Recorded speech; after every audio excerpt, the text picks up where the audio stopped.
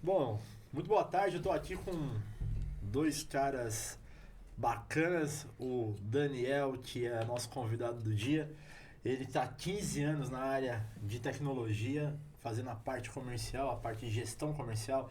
A apresentação chegou aqui com uma mala gigantesca. Eu falei assim, que é isso? Bom, se eu tô aqui, dá pra falar de produto? Tô com uma mala de avião dentro dele. Não pode perder nenhuma chance. E o Ronaldo Lima, que é meu sócio, Salve. o cara que manja e faz as coisas acontecer e já tem 257 mil anos de infraestrutura, tecnologia e tudo Fala mais. seu nome que o cara não pensou quantos anos eu tenho, velho. Muito boa tarde pra vocês. Boa tarde.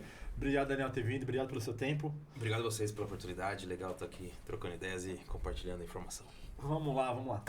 Cara, 15 anos nessa área. 15 anos só de Simon. 15 anos só de cima. Só de Simon. Como é que você começou? Bom, vou dar um rápido resumo aqui da minha história, né?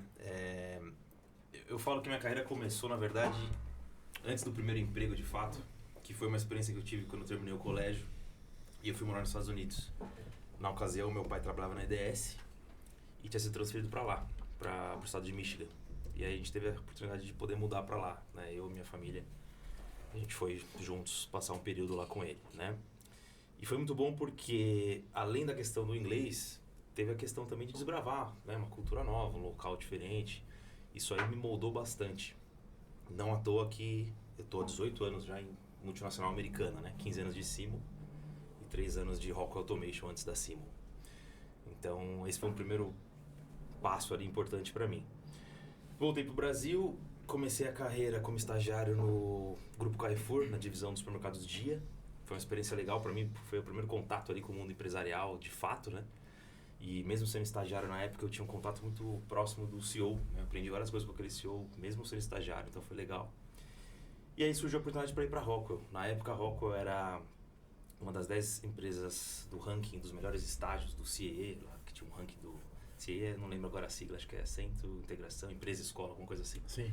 E tinha um ranking das empresas melhores ali para estagiar e a Rockwell estava nessa lista. Eu tinha um amigo da faculdade que me indicou e fui para a Rockwell. Empresa americana, né, de automação muito conhecida.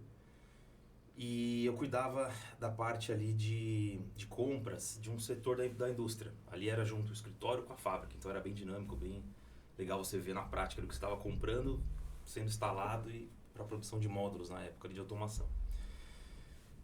Foi uma experiência bacana e aí surgiu a chance de ir para a Simon. A Simon estava no comecinho no Brasil, praticamente não tinha nada ainda. E na época eu fui como logística, né? Eu entrei como supply chain ali no início da operação mesmo. Então a gente não tinha nem programa ainda não tinha RP, não tinha controle de estoque, era tudo muito solto. E eu fiz parte desse início do startup da operação, isso em 2010. Em 2014 eu tive uma promoção interessante, que aí eu comecei a atuar com a América Latina, na parte também de supply chain. Então basicamente eu tinha que fazer muito trabalho de entender o que estava acontecendo com os distribuidores nos países e ver o que tinha de problema e começar a atuar para resolver o problema, melhorar as parcerias. E aí foi um passo natural para o comercial, porque nessas conversas eu comecei a me infiltrar no comercial de maneira natural.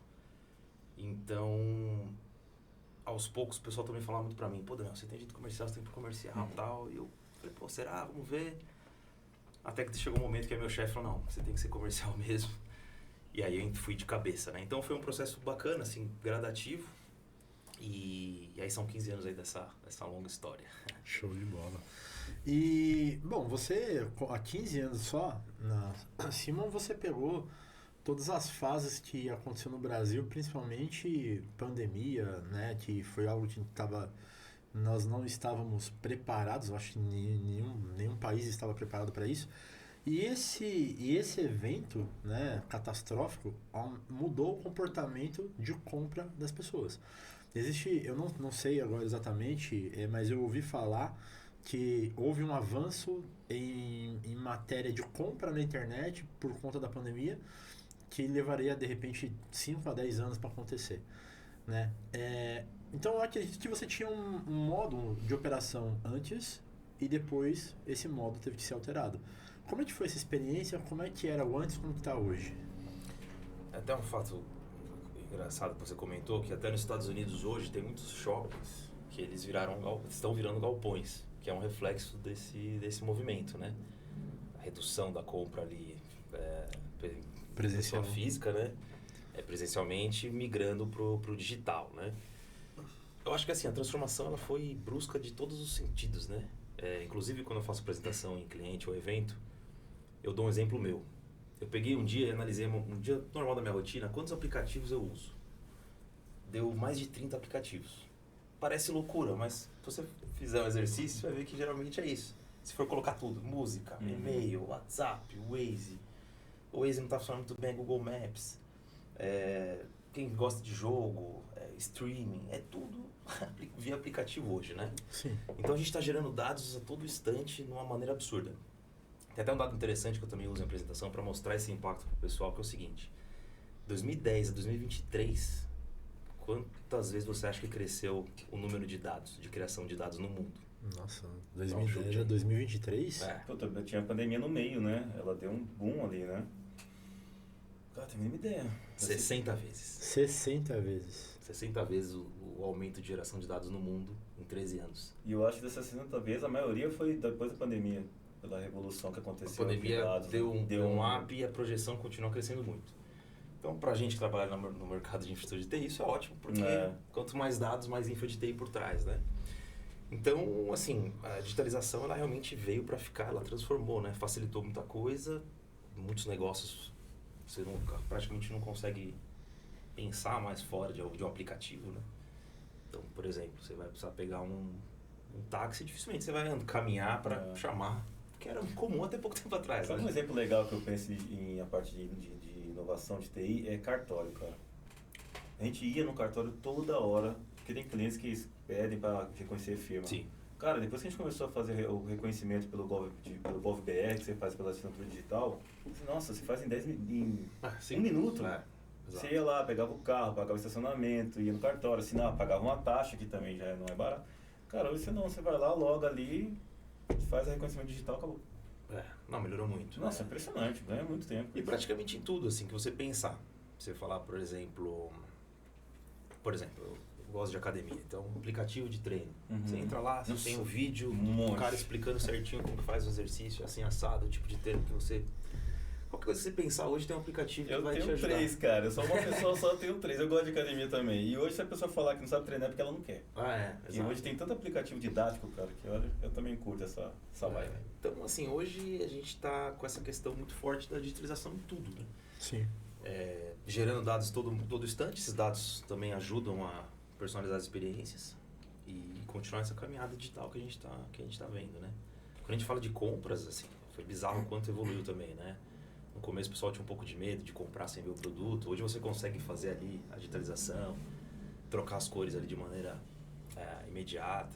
Se dá algum problema também, em um dia já troca, né? Então, assim, o mercado ele foi realmente evoluindo muito em todas as frentes aí, né? Para quem não conhece a Simon é uma empresa que trabalha com conectividade, né? Também faz ativos de rede. O que a Simon faz além de cabo? Vou falar um pouquinho da Simon. A Simon é uma empresa americana de 122 anos, empresa de 1903, né? A sede fica próximo de Nova York. E é uma empresa que sempre atua na parte de telecomunicações, tá? Desde o seu princípio mesmo. 1906 é a data do primeiro produto da empresa, que foi para conectar Nova Jersey e New Jersey.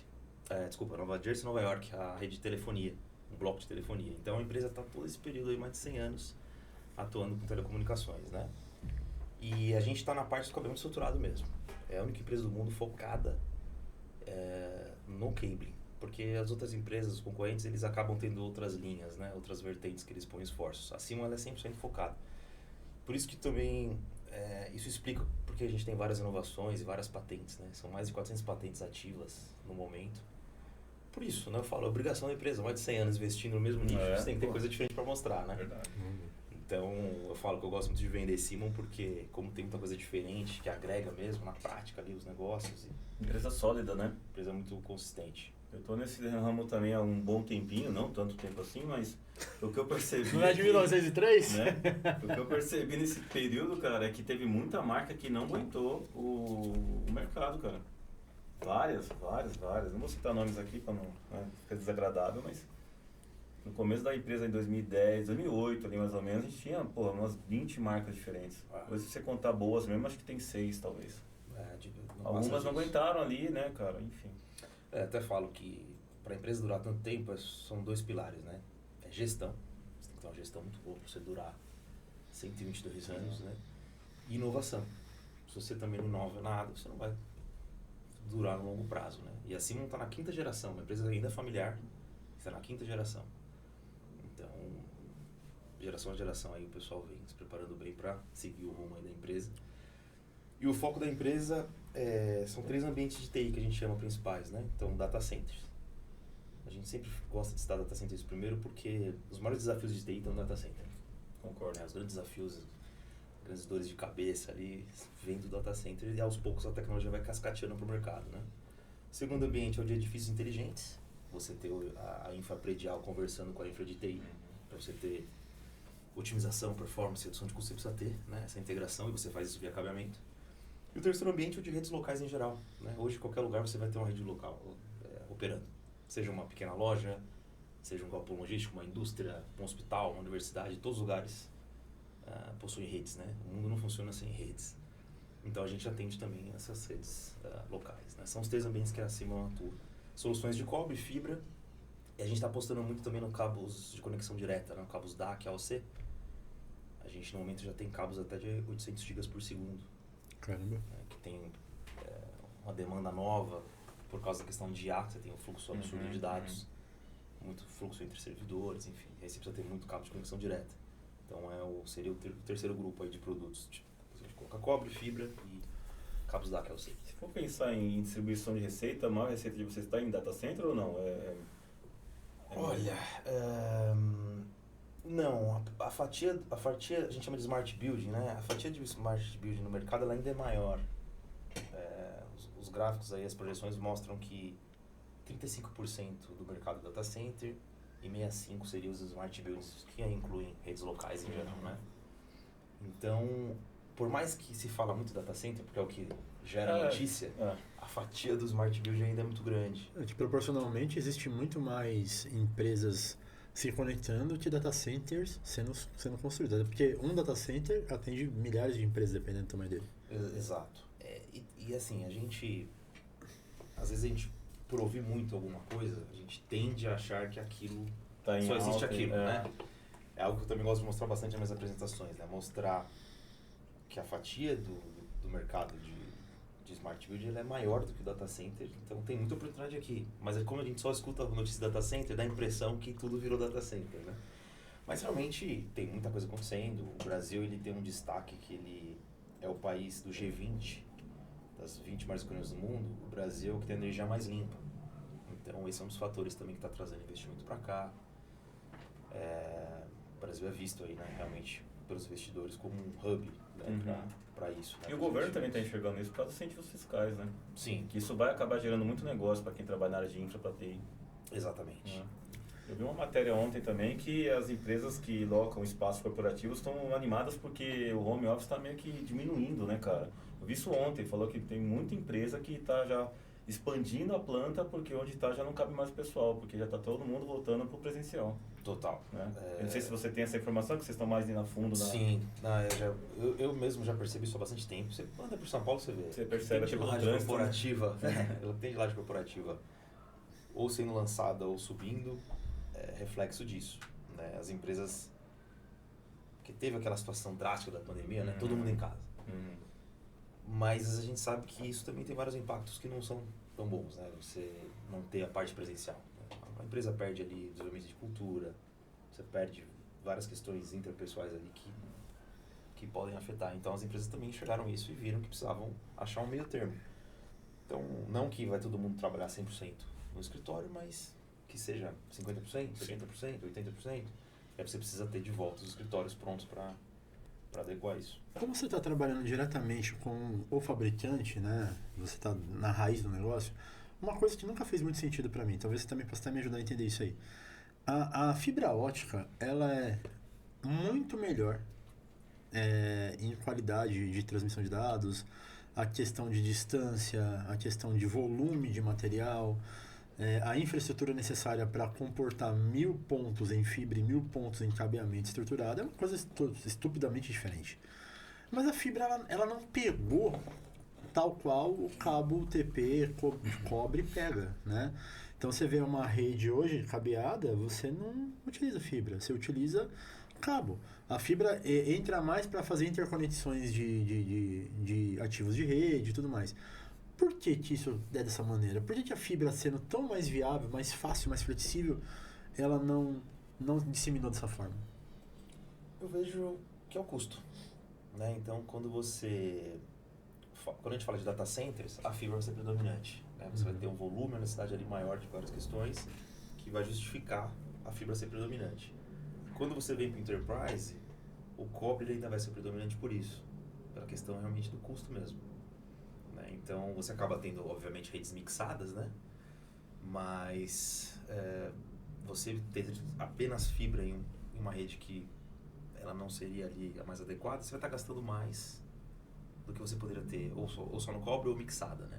Então, basicamente, o mercado é assim. Data center, predominância forte em fibras, e Enterprise com a predominância da parte de cobre. Geralmente o backbone, você vai ter a fibra, mas o restante você vai ter ali o... Concordo. As terminações ainda não estão preparadas, né? Se você já pensar hoje fazer uma rede de um escritório só fibra, aí tem que ter um notebook com a porta de entrada de fibra, um conversor ali para poder fazer virar a portinha de entrada da RJ do notebook. As pontas acho que atrapalham, o custo realmente é o principal. Seria interessante porque a alta performance seria fantástica, né, cara? A fibra nem é tão flexível assim para isso. E eu acho que nem o problema da fibra, eu acho que são mais as terminações que estão envolvidas naquela rede, que aí encarece o projeto. Exato. Né? Eu, pelo menos, imagino que seria isso. A gente escuta já faz bastante tempo, né? O cobre vai morrer, vai a gente está escutando aqui, né? Quando eu comecei a escutar isso, eu ainda tinha cabelo, cara. Não tem ideia. Mas a gente vê que não, né? Assim, o mercado tem mudado, né? Antes era 80% cobre e 20% fibra, se a gente olhar anos atrás, né? Hoje a gente vê ali mais ou menos já um 65-35. Mas assim, é um paradigma, porque assim, vai acabar o cabo, certo? Esse é o que eles falam. Mas por que a gente já está no Cat 7, Cat 8? Concorda? Então não era para passar do 6 e focar na fibra, já que não vai ter mais cabo. Sim. Mas então por que está evoluindo as categorias de cabo? O que a gente enxerga é que deve ficar ali um 50-50. O mercado deve continuar mixado ali entre 50% cobre e 50% fibra no médio e longo prazo. Essa é a tendência. E dentro desse mercado existe uma competição bem leonina, né? Você vê distribuidores contratando colaboradores de outros distribuidores, indo pescar no aquário do amiguinho, né? A questão ética disso aí é questionável, mas enfim, é mercado é oferta, o cara faz uma oferta pro colaborador, o cara vai e migra para outro lugar. As marcas, elas guerreiam, né? Faz uma guerra entre elas para que o mercado possa ser dividido aí. Existe sempre uma marca que é mais predominante, as outras vão ali abarcando, mas eu acho que isso é mais regionalizado. Dentro desse mercado que ele é tão competitivo, o que você enxerga de diferencial na Simon e como que ela se destaca perante essas outras marcas? Legal. Eu vejo assim que quando você analisa os países aqui da América Latina, as marcas predominantes, elas começaram na hora certa. Qualquer país que você analisar segue mais ou menos essa mesma história. Quem começou ali por volta dos anos 2000 e fez um trabalho de base, conseguiu criar um legado e se estruturou como marca líder, né? Então é muito dinâmico na América Latina. Tem países que você vai ver a Simon como líder, em outros a gente vai ter participação menor. Com as outras marcas é a mesma coisa, né? Quem tem participação forte nos países não tem nos outros, ou às vezes nem é conhecido nos outros. Você fala, nossa, mas como é que acontece isso? É uma questão mesmo de história ali, de como foi feito o trabalho de base, né? É assim que eu enxergo. Quando a gente fala da Simon em si, o que a gente tem de diferencial que é bacana? Primeiro que a gente tem todas as nossas soluções são focadas em performance. A gente de fato agrega muito valor nas soluções por performance. A maioria dos fabricantes, eles fazem os produtos no limite das normas, né? Para você ter ali uma homologação. O básico ali funcionando, né? E a gente sempre sobra muito. Isso a gente prova pelos spec sheets ou quando a gente tem a chance de fazer uma POC, né? Quando a gente tem chance de fazer POC, o cliente pede, a gente comemora porque o cara vai ver na prática ali que a gente sobra muito. Então a performance é o primeiro pilar. A Simon, o DNA dela é esse, qualidade, sobrar em frente às normas, agregar valor mesmo ao cliente. cliente final e também ao integrador, porque a gente tem soluções sempre pensadas ali no dia a dia do integrador. Um outro pilar muito forte é a questão da durabilidade dos nossos materiais. Esse é um ponto também que o pessoal às vezes não fala, mas a maioria dos fabricantes, eles também não tem uma durabilidade tão grande ali garantida, né? O produto não dura muito, né? Não tem matéria-prima com qualidade suficiente, não tem processos produtivos tão adequados, não tem um processo de controle de fábrica tão adequado, né? Nossos produtos, eles têm uma durabilidade muito boa, muito grande mesmo, né? O que acaba evitando aí paradas de operação, dores de cabeça para o integrador e para o cliente final.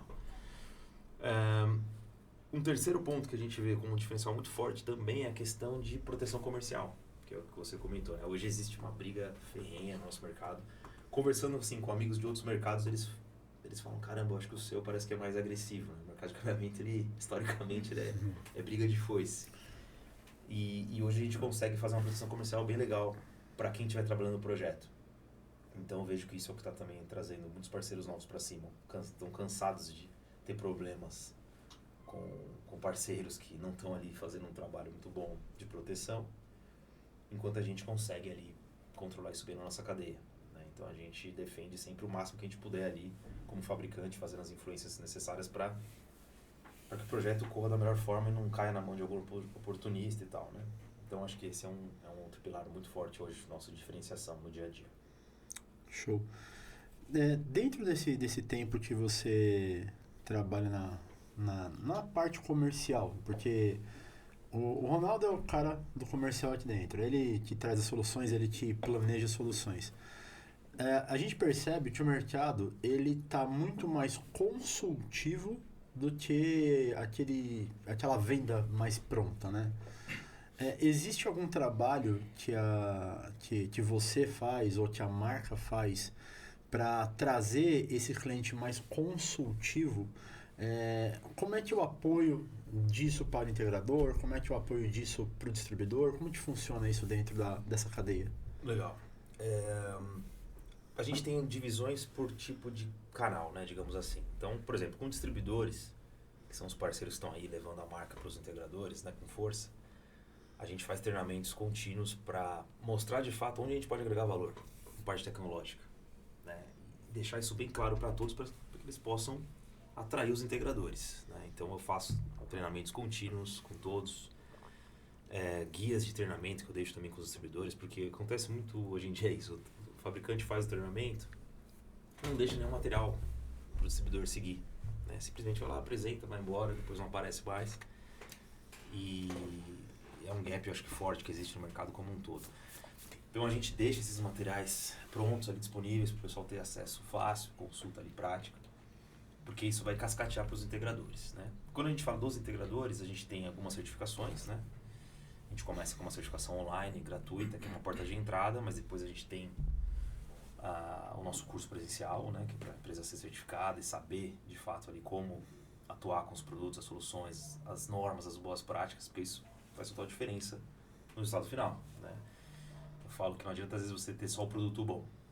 Você tem que ter as ferramentas certas, saber como usá-las e estar de acordo com as normas para você, de fato, fazer aquele produto ali, entregar o melhor possível, né? E nos clientes finais a gente também tem treinamentos. A dinâmica muda um pouco, porque é quem está ali na ponta já na cooperação no dia a dia dele mesmo, mas a gente também faz treinamentos focados em clientes finais para que ele também entenda ali como funcionam as soluções, todos os detalhes, e não tenha, às vezes, algum problema inesperado e não ter a quem consultar, por exemplo, ele mesmo já consegue entender o que está acontecendo ou resolver. Então, e obviamente que isso também serve como reforço ali de marca, né? Então a gente faz esse trabalho continuamente na cadeia, nesses 3 níveis, com approaches um pouco diferentes, porque cada um tem um universo, mas a gente continuamente está fazendo esses trabalhos de capacitação contínua, que a gente chama.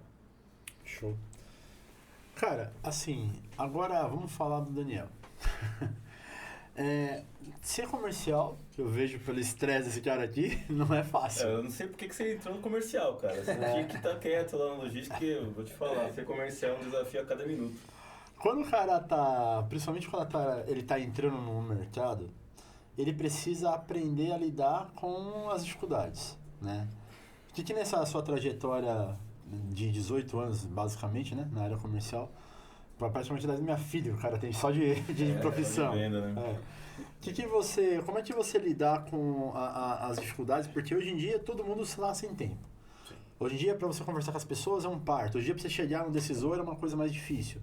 Comercialmente falando, quais estratégias você falaria pro cara que está começando nesse mercado agora e usar para falar, vamos por aqui, porque esse é o caminho que dá certo? Tá. Assim, o comercial, ele é uma montanha-russa mesmo, né? Literalmente, assim, no mesmo dia você flutua várias vezes, né?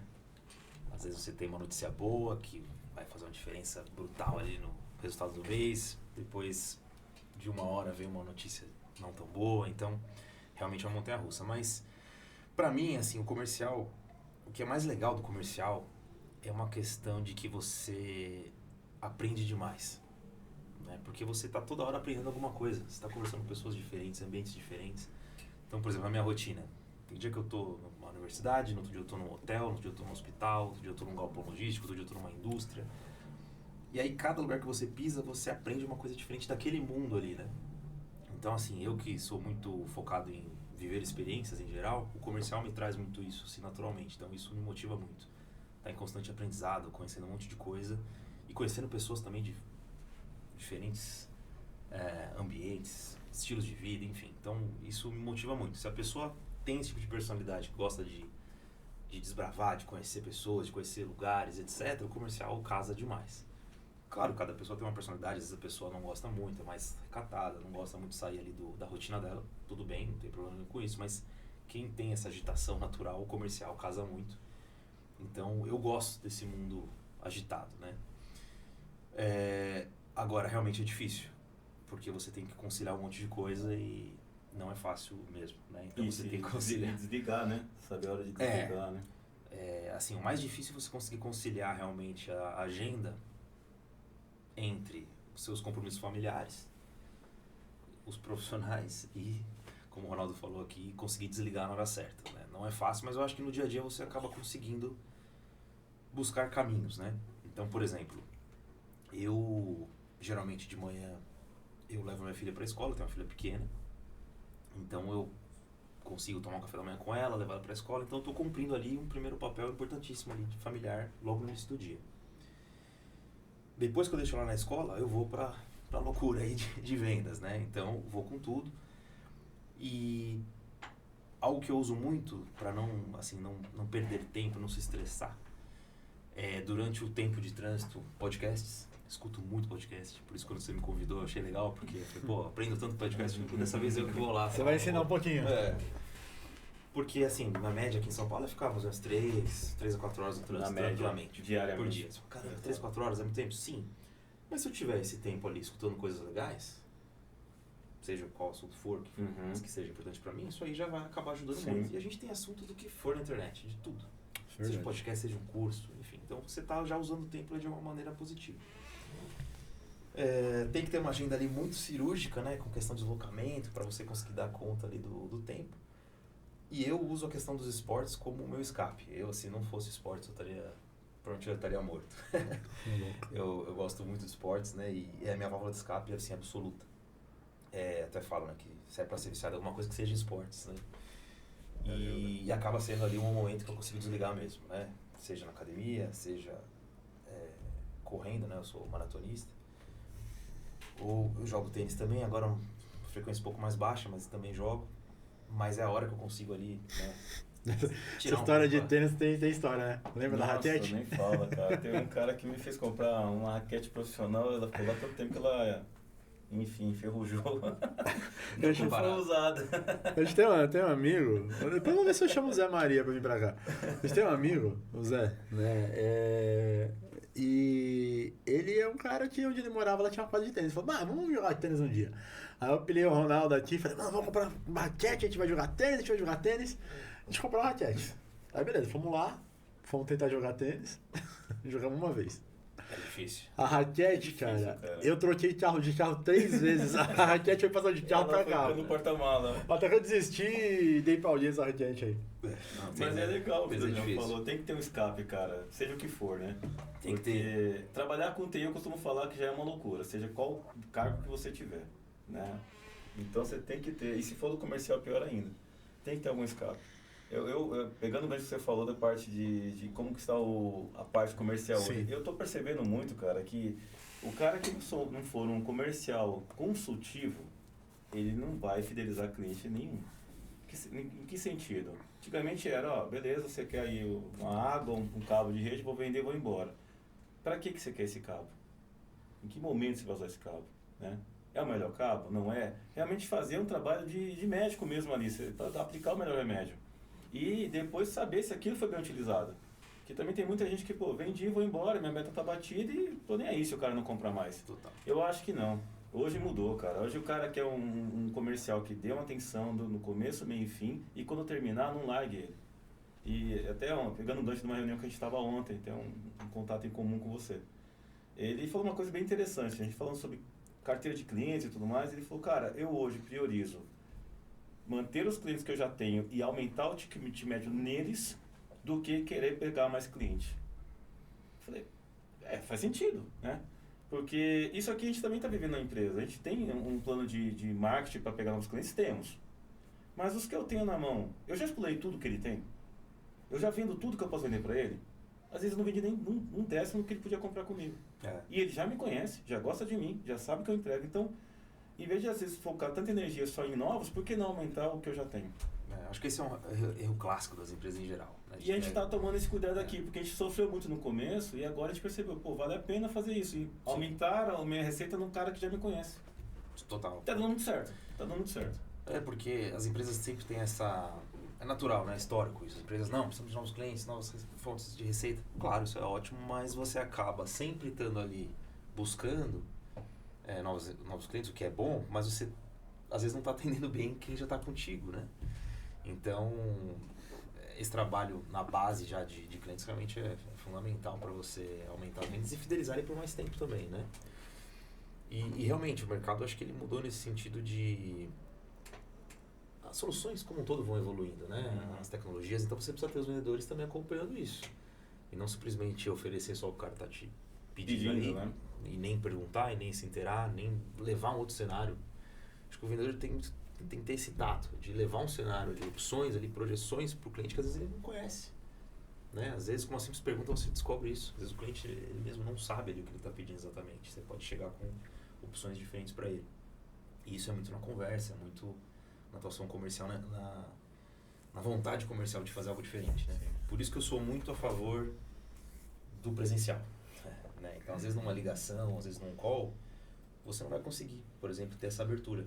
Óbvio que as tecnologias ajudam, eu faço calls todo dia, não estou dizendo que isso é ruim, mas nada acho que troca quando você está presencialmente. É ali que você consegue de fato extrair o máximo, mostrar mais coisas, soluções e ter um engajamento real. Né? Eu vejo que hoje o mercado ele peca demais nisso. Os comerciais, eles, depois da pandemia, até brinco, né? Que o pessoal ficou preguiçoso, se acomodou a ficar ali só em casa, fazendo o call ali. Mas o presencial que vai fazer a diferença. O seu nome presencialmente é outro nível de atuação. Tem um exemplo que eu dou muito quando a gente conversa aqui, que hoje para você não consegue ligar mais para uma pessoa diretamente como antes. Você manda uma mensagem perguntando se você pode ligar. É verdade. Porque se você ligar direto, parece meio inconveniente. Não é inconveniente, mas é que a cultura hoje mudou totalmente. Então você manda uma mensagem, posso te ligar? Pô, cara, melhor você já ter ligado. Mas é a forma que hoje está o mundo e a gente se adapta a isso, né? Muitos preferem só falar pelo áudio ali, mandar o áudio, né? Um e-mail. Eu acho muito frio. Eu particularmente, eu tenho muito essa visão que você tem. Presencial, tete a tete, olhar no olho. Eu acho que a coisa evolui mais. Eu acho mais dinâmico, inclusive, né? É claro que às vezes você, não tem como, tem que ser um call, tá distante, claro. Caso em caso, call, né? E beleza, você pode evoluir. Mas presencialmente é diferente, quando você consegue ali de fato fazer a leitura do cliente. Só de você pisar no cliente você já vai descobrir mais coisas, você já vai entender ali como que é a atuação dele. Você vai ver ali que outras marcas ele utiliza. Ontem na reunião que eu tava, só descobri que você já atende esse cliente que eu fui porque eu vi a placa da sua empresa lá. Exato, Se eu não tivesse ido, eu não tinha visto. Exato. E aí eu falei, pô, o Daniel atende também esse contato. Exatamente. Então... Uma placa da Simon, né? Então o comercial, quando ele vai no local, ele consegue ali já descobrir coisas que até então você não conseguiria num call ou numa ligação. Então, eu sempre dou essa dica. Se tem a chance, vai presencialmente. Como que você enxerga o comportamento do cliente? Porque assim, aqui na Tudentech, eu vejo os projetos que o Ronaldo faz. Ele literalmente, ele conversa com o cliente, ele entende o projeto, ele traz opções de inovação, ele traz opções de melhoria, ele traz opções para viabilizar melhor custo, com menos encargos, né? Com menos não existe, com menor problemas de integração, com viabilidade de novas soluções. Então, a Tudentech tem esse viés que o Ronaldo comanda isso aí muito bem. Porém, ainda o cliente, ele tem aquele comportamento de ver o nosso trabalho como custo e não como investimento, né?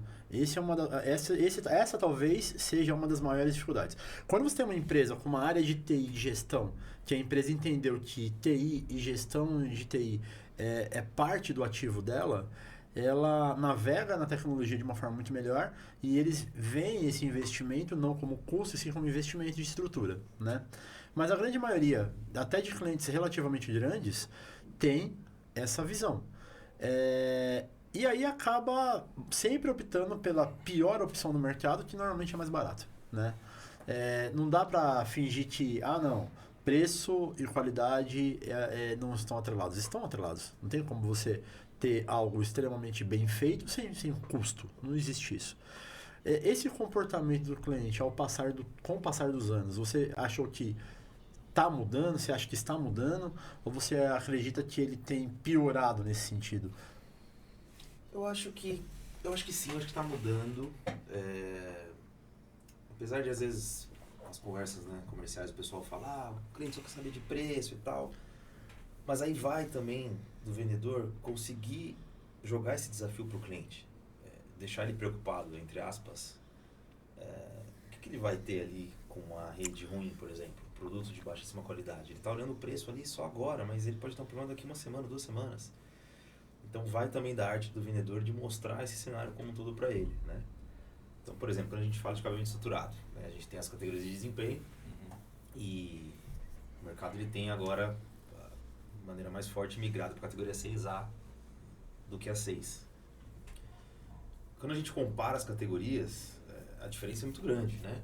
Então você tem uma categoria 6, por exemplo, que em velocidade está falando de 1 GB e o 6A são 10 GB. Né? E a largura de banda ela dobra. Então, são argumentos muito fortes para você explicar, por exemplo, para um cliente, falar assim, cara, vou te explicar aqui, nos ciclos de tecnologia, você está colocando uma categoria que ela é de 98. A Simon foi a primeira empresa do mundo que lançou a categoria 6, em 98. Caramba. A gente está em 2025. Então, às vezes, o cliente nem sabe disso. Ele fala, nossa, tem tudo isso numa categoria 6 de tempo? Não tinha ideia. Eu falo, pois é. Então, assim, vai também do vendedor de mostrar ali o mercado, como que ele se estruturou, para onde ele vai e o que ele precisa ter na base dele. Então, quando você começa a jogar esse tipo de informação, você tem uma chance ali maior do cliente começar também a olhar com outros olhos a situação. Mas, com certeza, o preço também tem que estar adequado. Não adianta você vir com uma solução dobro do mercado fora, né? E eu falo isso bem abertamente aqui por experiência prática da própria Simon. A gente conseguiu adequar o nosso preço para o Brasil, para a realidade brasileira, faz mais ou menos 3 anos e meio. Antes disso, a gente era bem caro para o mercado. Um dos fatores que a gente não conseguiu antes crescer. Depois que a gente adequou, a gente entrou em crescimento exponencial. Porque a gente consegue entregar um produto muito bom, mas com preço adequado para a realidade. Então, é uma linha tênue. Nem sempre as empresas vão conseguir adequar isso. Mas é necessário ter sempre esse acompanhamento. Quando você tem a solução boa com preço adequado, aí você vai estourar. Que é o que a gente está fazendo hoje, que a gente está conseguindo acima. Como não foi em outras épocas, sendo muito honesto. Então acho que vai muito do vendedor, seja do fabricante, seja do integrador, mostrar isso para o cliente, mostrar o cenário de uma maneira mais ampla. E não simplesmente se restringir ali ao que ele pediu inicialmente, porque às vezes nem ele vai ter essa visão, né? Você falar que você está colocando uma estrutura aqui de TI que ela vai suportar para você aqui 25 anos de garantia com uma categoria de desempenho que ela acomoda as evoluções normais que a gente está vendo acontecer ano após ano. Quanto vai valer esse investimento para você em 25 anos? Né? É um valor pequeno perto do todo, do que você colocar uma rede ali, o material mais simples possível, que provavelmente depois de 1 ou 2 anos não sabe se está funcionando direito, não vai estar suportando as demandas que são necessárias, né? São esse tipo de insight, né, que o vendedor tem que cutucar ali o cliente. Né? Outra argumentação também que eu uso muito, né, que a gente também é vendedor de cabeamento, né, o equipamento que você vai colocar na ponta, qual o valor que ele tem? Se os equipamentos é um switch lá de 100 mil dólares, você vai colocar uma categoria 6, 5E, não faz muito sentido, né? Você comprar uma Ferrari com gasolina adulterada, isso né? aí. E às vezes do exemplo do pneu, né? Você quer andar de Mercedes, você tem uma Mercedes, mas você está colocando um pneu riscado, um remote, um meia-vida. Então, assim, eu também gosto muito de usar esse argumento, porque às vezes você está colocando equipamento de ponta, mas a estrutura física tem que ser também levada a sério, porque senão o desempenho não vai ser o que você espera. Então, isso também agrega valor numa negociação de, por que não um CAT 6A, né, em vez de 5E ou não 6. O 5E a gente nem, até abolimos aqui, a gente nem fala mais sobre ele, porque ninguém mais usa também, né? E a gente sabe que, assim, com a questão da digitalização que a gente já conversou aqui, a infra de TI ela é fundamental para a operação estar rodando. Então, qualquer infra de TI que não esteja rodando muito bem é um prejuízo ali imediato. Quando a gente fala de um grande cliente, uma grande operação, sei lá, imaginar que um cliente que tem ali, sei lá, 500 usuários conectados na laje corporativa dele. Vamos supor que, por causa do cabeamento mal feito, o Wi-Fi não está funcionando muito bem, está com problema ali nas conexões. Quanto que está perdendo de dinheiro ali, porque tem 2 horas do dia que o pessoal não está conseguindo conectar. E a gente também está na era do VoIP, né? Que também usa banda, né? Sim. Televoz sobre IP, né? Então também exige uma estrutura boa, senão você vai falar no telefone e vai estar picotando lá e aí a infra, né? Sim. Antigamente ninguém se preocupava com isso, né? Que era só o cabo CI, né? Exato. Eu acho que qualquer tipo de mercado, qualquer um, sempre vão ter ali aquelas marcas predatórias que a gente chama, né? Aquelas marcas que não tem qualidade alguma e só estão ali por preço, tentando ganhar algum tipo de mercado. Qualquer nicho de mercado vai existir esse tipo de situação, e aí vai de quem tem soluções boas, adequadas, conseguir mostrar a importância do resultado prático. E aí o cliente automaticamente vai ficar com medo de colocar algo ruim, porque ele vai entender o impacto no final. Existe uma coisa que eu estava conversando com o Caio da Transnet, que foi o nosso intermediador aqui para fazer esse bate-papo hoje, e eu estava falando isso com o Caio, né? E não sei nem se eu comentei com você, Ronaldo. Eu acho que as marcas, principalmente as marcas que de repente querem impulsionar mais, elas cometem um erro que elas não percebem. É uma visão minha, você me corrige se estiver errado, tá? Por exemplo, vamos colocar que a marca quer entrar num grande cliente que eu tenho. Ela quer que eu convença esse grande cliente a aceitar fazer a implementação da marca. Por qual motivo ele vai aceitar? O cara que está lá me demandando, normalmente ele está lá trabalhando para uma outra cadeia de gerência, né? Ele pode gestionar a área dele, mas ele responde para alguém. Ele precisa entregar resultado com tempo, preço e fazer, porque ele tem uma série de projetos na esteira dele, certo? E aí a marca quer que eu chegue lá e convença o cara como integrador. Eu falei pro cara, e se a marca pegasse e falasse assim, vamos captar, porque a marca ela deve ter uma captação, aí você também me corrige errado, ela deve ter uma captação até mesmo de clientes finais que a procuram, até mesmo de clientes, se não a marca, mas o distribuidor, de clientes finais que abordam, estou precisando fazer isso, não sei o que, sei lá.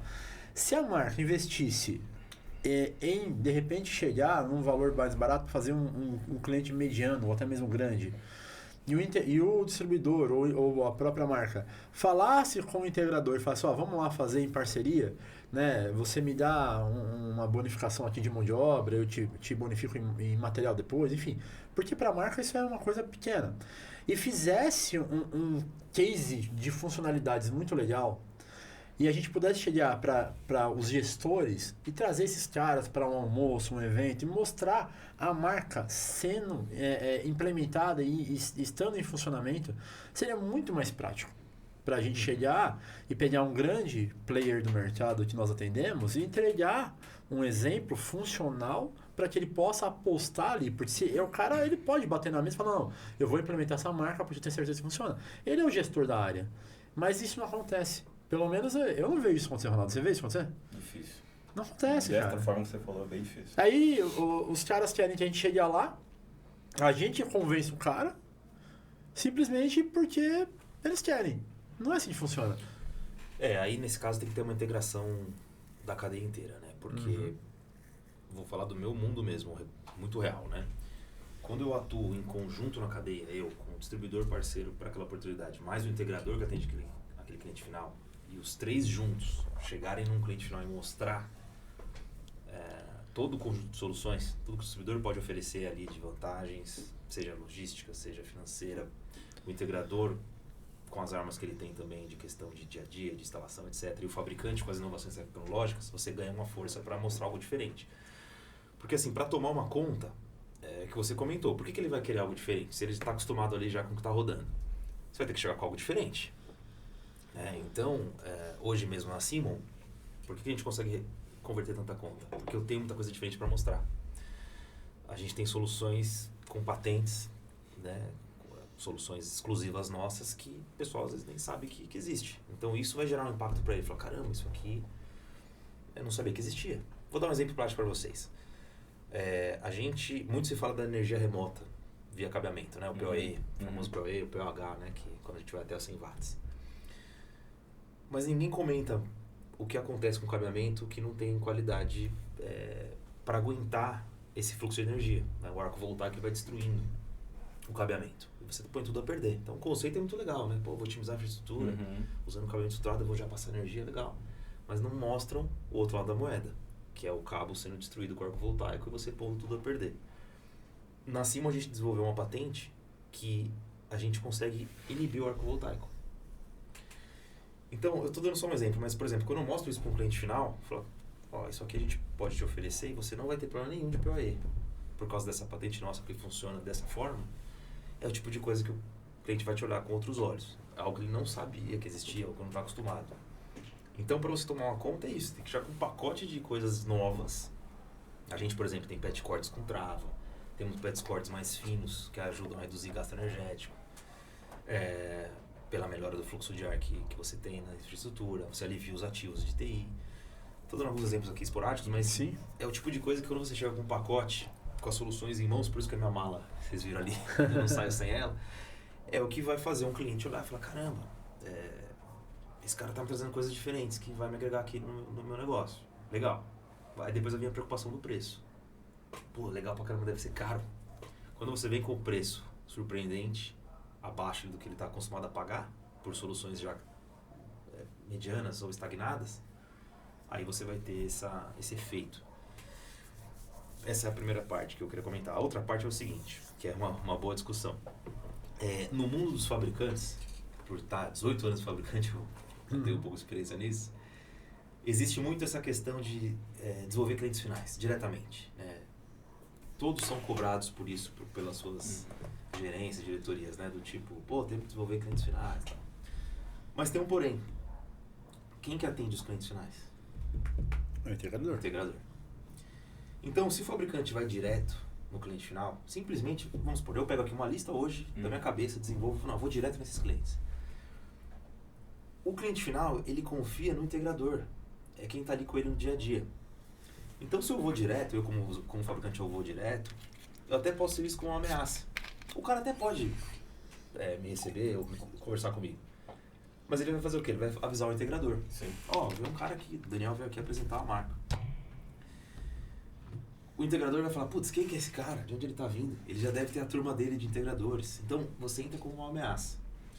Então, existem sim casos, a gente mesmo, por exemplo, tem contas globais, que a especificação é Simon e tal, e aí você tem essas demandas naturais.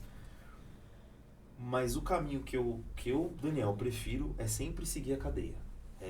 Se eu fizer um trabalho bom no distribuidor, ele vai me levar para os integradores. Esses integradores vão me levar para os clientes dele. Vai me levar com uma novidade para os clientes. Porque aí você vai com uma novidade de soluções. Com o aval do integrador, que é o cara que o cliente final conversa e está acostumado no dia a dia.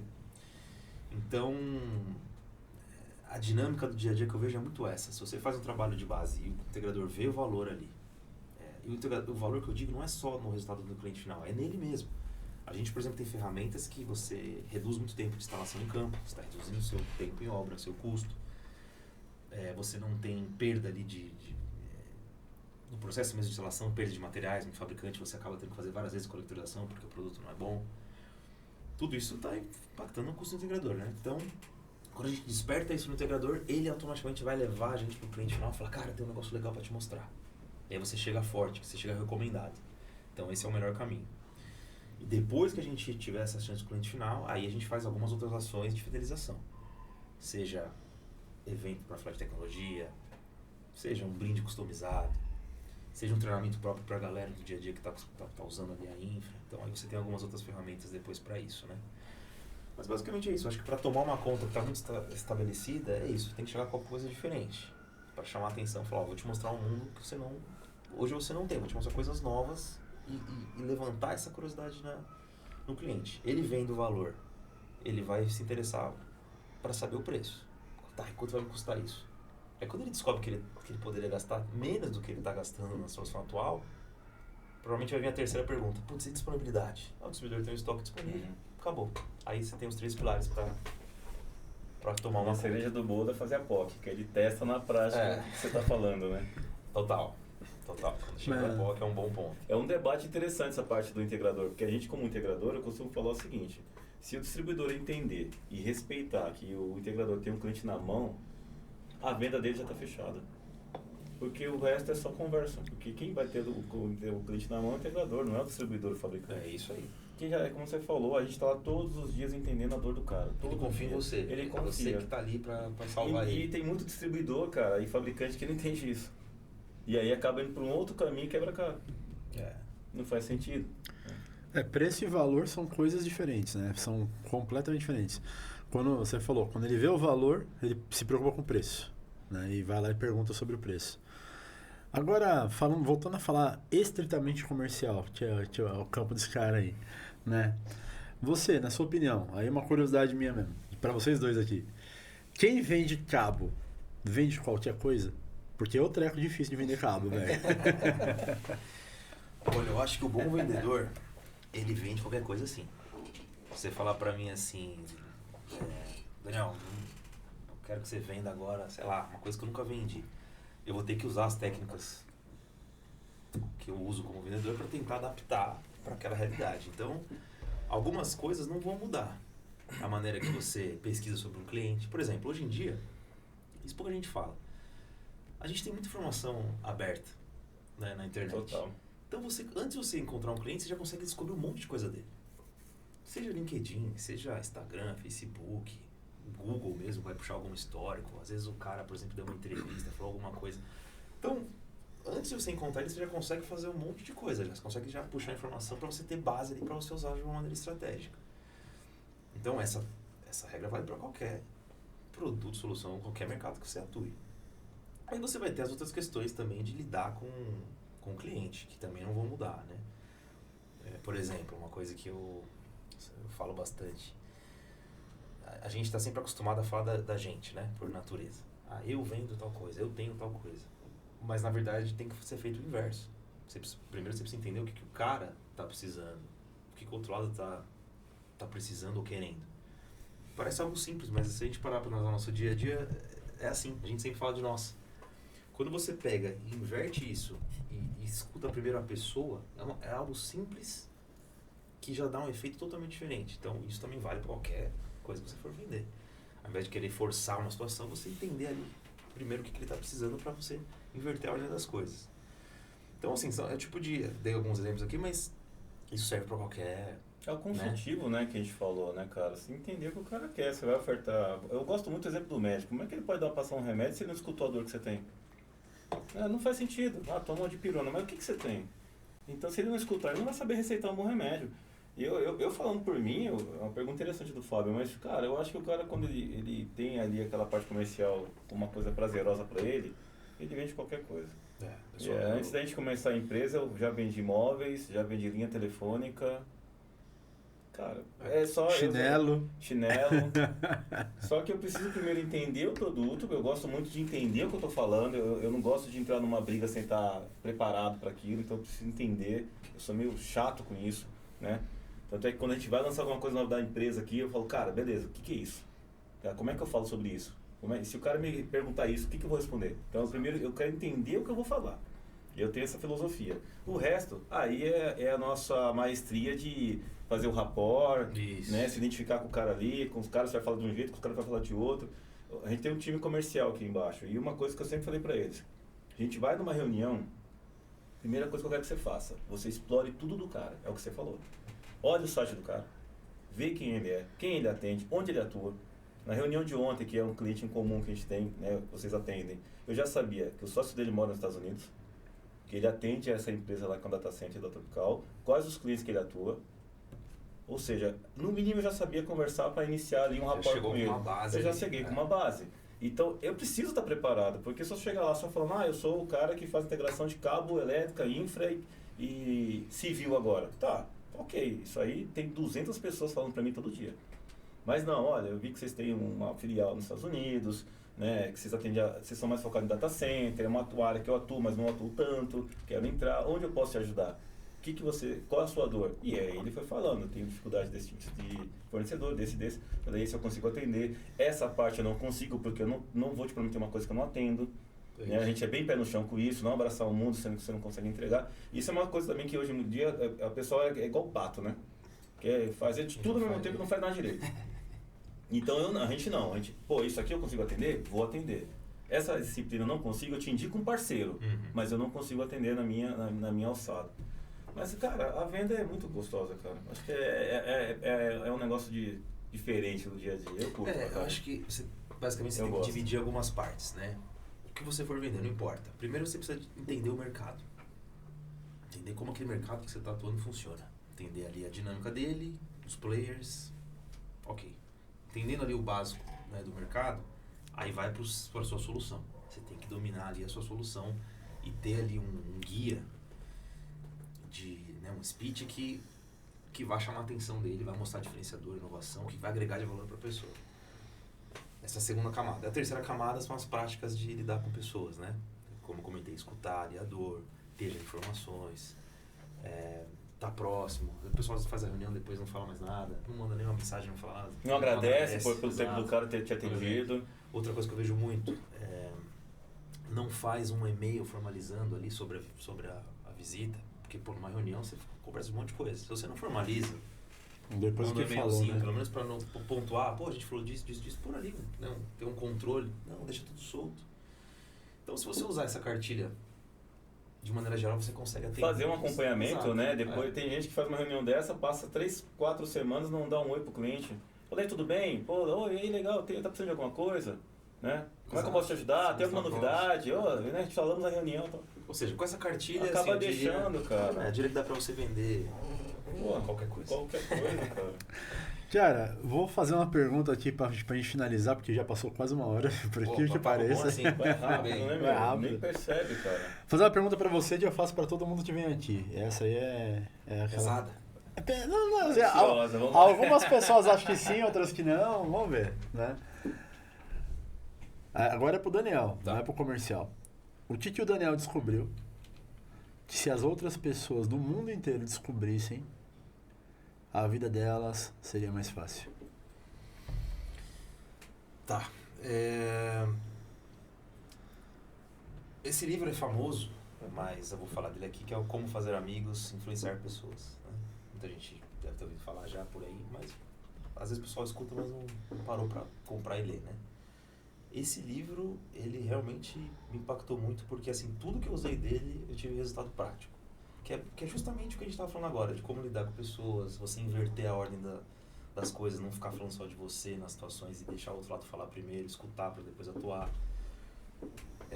Então, assim, se as pessoas, em geral, lessem esse livro e aplicassem, com certeza teriam muitos resultados. Eu falo por experiência própria aí que isso pra mim ajudou demais. Qual foi a parte mais interessante desse livro que você pegou pra você e falou, não, isso aqui é o cerne da questão? Tem uma parte específica do livro que, para você lidar com situações difíceis, vamos supor, uma negociação, uma situação complicada, antes de você entrar naquela pilha ali, daquela tensão, você tentar exaltar o outro lado. Então, quando você faz isso, além de você desarmar o outro lado, você acaba entrando ali num cenário que ele vai te ver como aliado. Então, essa é uma estratégia aí bem interessante que Uma boa. Que eu, assim, confesso que tudo que eu usei desse livro, às vezes, eu tenho até um resuminho com os pontos principais dele, na cabeceira lá de cama, às vezes eu paro pra dar uma lidinha pra sempre estar lembrando, e tudo ali funciona demais. Então, assim, pode ser uma dica legal aí pra quem tiver ouvindo. Show de bola.